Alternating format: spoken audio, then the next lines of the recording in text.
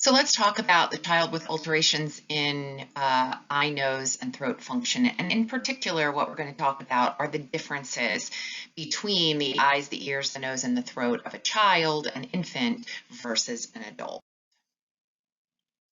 So first of all, with regards to the eye, we've talked about this a little bit in class already, and that the visual acuity changes. So as a newborn, children really don't see very well at all. Their visual acuity can be anywhere from 2100 to 2400. The lens of the eye just can't accommodate very well yet. And for newborns, the best distance research has found is about 8 inches in terms of being able to talk to them. Or have them see you, not so much talk to them. So 2 to 3 year olds, it improves to about 20/50, and by 6 to 7 years of age, we should be seeing children reach 20/20. So between 2 and 3 and 6 and 7, our vision gets progressively better. Young infants cannot see color. The best way to stimulate young infant vision is with black and white, and then eventually move to those bright colors. The muscles of the eyes are uncoordinated till about 3 months, so sometimes the movements of the eyes are not coordinated with one another. That should improve until by the time the child hits about 3 months of age. The cornea of the infant occupies a larger portion of the orbit of the eye than it does in the adult. Eye color changes in the first 6 months. So in the beginning, as a newborn, eye color is usually gray or blue, and eventually changes in that first 6 months to be the eye color they will be for life. And the last interesting difference is that young infants do not show tears at all, even when they cry. The tears produced drain into the nasal cavity in young infants. Eventually that changes, but in young infants you will not see tear production.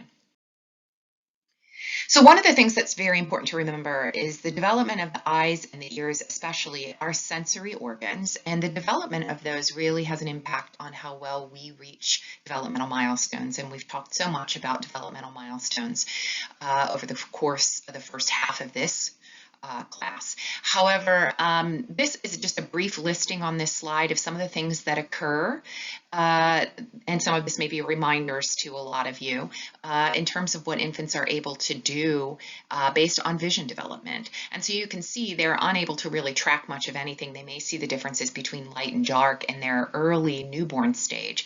And then over time, they have the ability to see in a greater field of vision. Eventually, by about 3 months, can see in that 180-degree field of vision.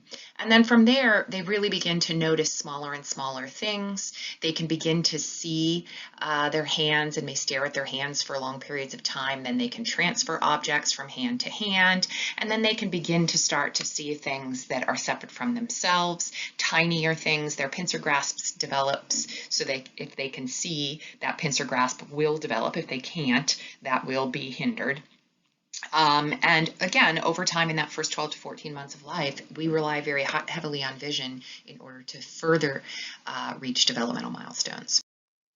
With regards to the ear, the major significant difference is that in young children, infants and young children, the eustachian tube is shorter, wider, and more horizontal. So you can see in the picture on the slide there, the one on the left is an infant's eustachian tube, and you can see how it is much straighter.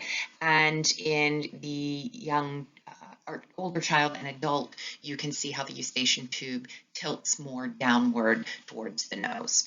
During the yawn and sucking movements and any other movements that use that mouth and in indirect fashion stimulate the eustachian tube, the tube actually goes through a brief opening. And so there is a free passage of air between the nasopharynx and the middle ear. This is what predisposes young children to the development of otitis media. That opening. This is also why we say we don't want you laying down to bottle feed in a bed, that we do notice an increase in otitis media, because with that sucking motion, there are those brief openings that allow fluid passage into and air passage into that area of the ear. The external canal is a bit smaller at birth than the inner and middle ear, and therefore the tympanic membrane is located closer to the surface, and that can be easily injured in young infants and young children. As a fact, just something to know, by about 20 weeks gestation, the infant or the fetus is able to hear, And we develop full functioning of our hearing ability, or should develop that, by approximately 5 months of age. So if parents are beginning to notice, or caregivers, that children are responding to sound by at least 5 months of age, we will begin further investigation and evaluation.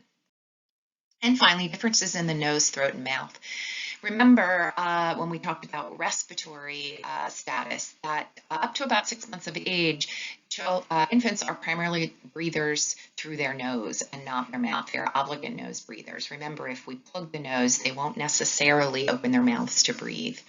So edema and nasal discharge can interfere with breathing and feeding maneuvers, because remember, to feed, we have to be able to coordinate, suck, and swallow and breathe.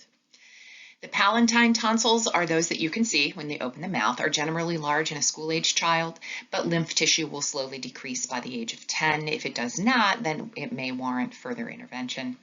The nasopharyngeal tonsils, what most of us know as adenoids, it may go through increases in certain children due to bacteria buildup.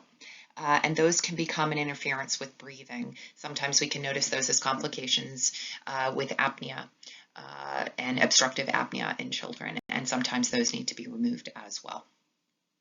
Recall, at 6 months we get our first teeth, and at 6 years we lose our first teeth.